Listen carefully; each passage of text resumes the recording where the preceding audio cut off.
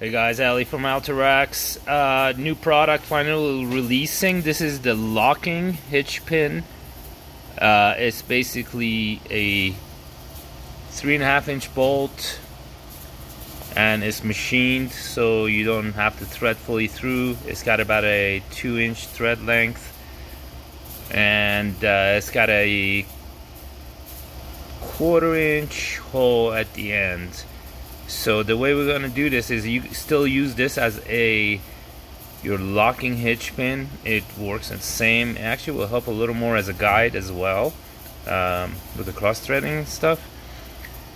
What it takes is a 3/16 shackle lock. I found this master lock, which I think is probably the best bet. It's all aluminum, and found it in Home Depot's website and on Amazon and other places. We'll put a link to this. We're not going to provide the locks because this is like an aftermarket thing. It just makes no sense for us to sell you something more expensive than what you can find online.